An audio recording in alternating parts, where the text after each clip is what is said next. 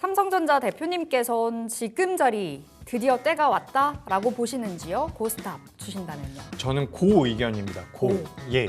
드디어 때가 왔다라고 보시는 삼성전자는 거예요? 사실 제가 한 3개월 전부터도 이제 매수를 해도 됩니다라고 말씀드렸는데 네. 사실 단기적으로 올라가는 상승폭이라든지 상승 강도를 고려해 본다면 삼성전자가 뭐 쉽게 올라가는 종목은 아니죠. 하지만 반대로 우리가 생각을 해보면 우리 시청자분들 중에서도 마찬가지일 겁니다. 삼성전자를 매매하시는데 이걸 가지고 하루 이틀 동안 20% 30%를 목표하는 분들은 전 안 계실 거라고 보고 있거든요. 네. 그렇기 때문에 삼성전자라는 기업을 어느 정도 중장기적인 기간을 놓고 봤을 때에는 저는 굉장히 매력적이라고 생각을 하고 있어요.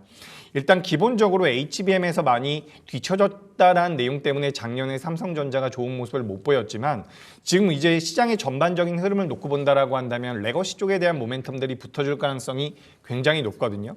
그래서 뭐 지난주에 샌디스크에서 낸드 가격을 올린다라는 내용들도 나오고 있고요. 디램 같은 경우도 제가 알기로는 디램이 1월 달부터 저점을 찍고 2월 달에도 올라왔고요. 낸드 같은 경우는 12월 달부터 저점을 찍고 가격이 올라오고 있는 걸로 알고 있거든요. 네. 그리고 우리가 제가 아까 전에 잠깐 마이크론 말씀드렸잖아요. 근데 마이크론 말고 이 대만 쪽 중화권에 상장되어 있는 낸드 플래시와 관련되어 있는 기업들이 있어요. 그 기업들이 한 달 동안 30%씩 40%씩 올라왔습니다.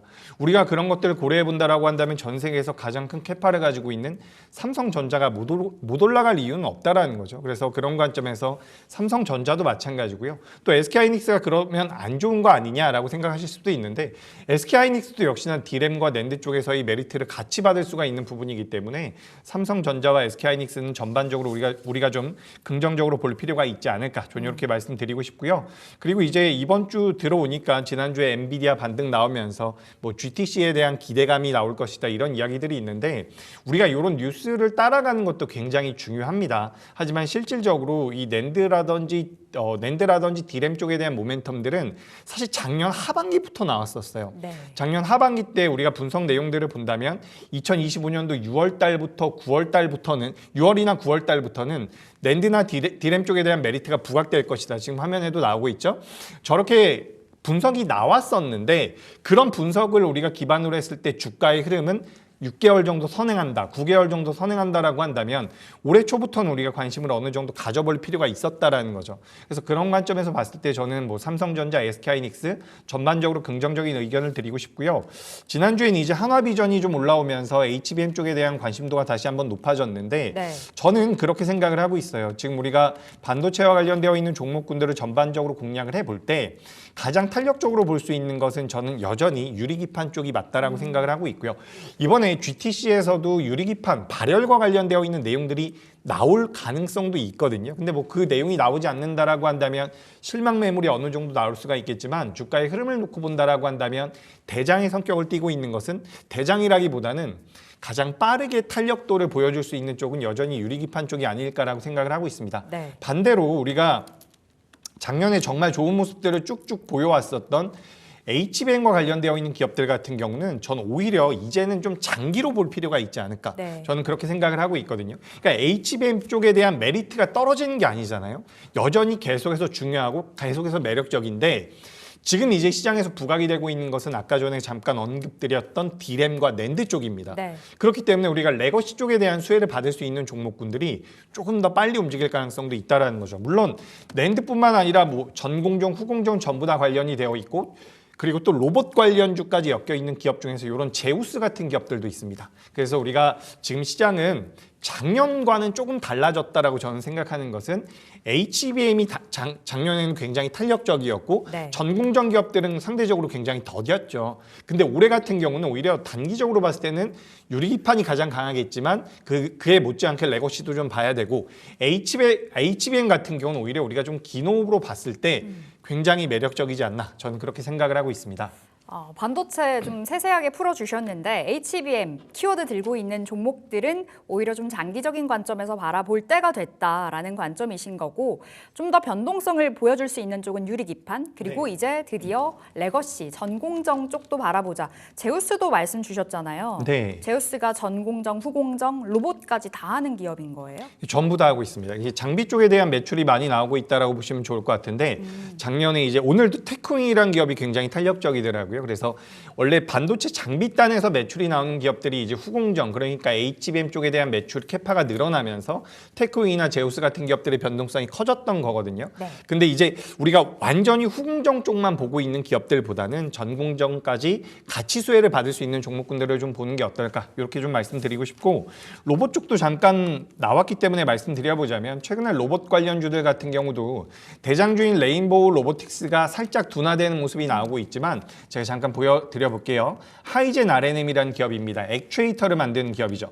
로보티즈 같은 경우도 액추에이터를 만드는 기업인데 이렇게 좀 선순환이 나오고 있는 것 같아요. 그런 관점에서 본다라고 한다면 반도체와 관련되어 있는 반도체 장비 회사 중에서는 로봇과 가장 밀접한 관련이 있는 기업이 전 제우스라고 생각이 되기 때문에 이 제우스 같은 기업들도 체크해 보시는 게 어떨까라는 의견 드리겠습니다. 알겠습니다. 제우스까지 살펴봤고요. 저희 두 번째 주제 넘어가 보겠습니다. 자, 오늘 두 번째 주제는 방산 챙겨보려고 하는데요. 지난주에도 방산 우리가 점검 받았었는데 그때 스탑 받았었거든요. 한 주 만에 시각이 바뀌셨을지 신고가 랠리가 지속되고 있습니다. 방산 고스탑. 저는 스탑입니다. 여전히 스탑을 네. 주셨네요. 그때 스탑 주셨던 이유가 너무 많이 올랐기 때문이었었죠? 네, 맞죠. 맞습니다. 사실 지난주에 말씀드리고 나서 주가가 더 올라와서 좀 죄송스러운 마음이 있는데 이게 사실 방송에 나와서 전문가가 가는 종목이 더 갈 수 있습니다라고 말하는 게 굉장히 멋져 보이기도 하거든요. 네. 근데 이거 매수했다가 만약에 주가가 꺾이면 개인 투자자분들 대다수는 대응을 잘 못하세요. 그렇죠. 그러니까 이게 주가가 많이 올라와 있다라는 것을 개인 투자자분들도 아시기 때문에 매수했다가 꺾일 것이다라는 부담감도 굉장히 많습니다. 그렇기 때문에 게다가 이제 심지어 꺾이면 잘 대응을 못하세요. 네. 그렇기 때문에 저는 스탑의 의견을 드리고 제가 지난주에도 이렇게 말씀드렸어요. 방산을 둘러싸고 있는 이런 내용들, 이런 스토리들 같은 경우는 여전히 굉장히 견조하다. 그리고 방산 같은 경우는 제가 그 전부터 고점이 나왔을 것이다 라고 말씀드렸지만 실제로 미국이 우크라이나를 쳐내면서, 표현이 좀 이상할 수가 있는데 우크라이나 쪽과 다시 한번 사이가 틀어지는 모양새가 만들어지면서 방산 쪽에는 주가가 한 번 더 올라갈 수 있을 만한 내용이 나왔다. 제가 그렇게 말씀드렸거든요. 근데 그런 말씀을 드렸음에도 불구하고, 그러니까 방산이 더 갈 수 있다라는 말씀을 제가 지난주에도 드렸던 거예요. 그럼에도 불구하고 스탑의 의견을 드린 것은 개인 투자자분들 입장에선 이게 대응하기가 굉장히 어렵다라는 부분이죠. 제가 그리고 한화 에어로스페이스를 기반으로 해서 많이 설명을 드렸던 것 같아요. 한화 에어로스페이스가 지난 4분기 때 실적이 굉장히 잘 나왔습니다. 영업이익이 8천억이 나왔어요. 네. 근데 우리가 처음에 이 8천억이 나왔을 때는 어떤 분석이 있었냐면 이게 일회성 요인들로 인해서 영업이익이 이렇게 잘 나온 거 아니야? 라는 분석이 있었는데 실질적으로 하나 에어로스페이스 쪽에서 그런 거 아니다라고 내용들이 나왔어요. 한 분기 동안 우리가 4분기 때 8천억의 영업이익이 나왔다라고 한다면 단순하게 4를 곱했을 때 1년 동안 영업이익이 3조가 나오는 겁니다. 우리가 이제 PER을 계산할 때 영업이익으로 계산하는 것은 아니지만 우리가 대체적으로 영업이익이 3조 정도 나온다라고 한다면 시가총액이 한 30조 정도 됐을 때 그걸 적정 시가총액이라고 이야기를 하거든요. 네. 지금 한화 에어로스페이스가 지난주 금요일 기준으로 시가총액이 32조 정도가 돼요.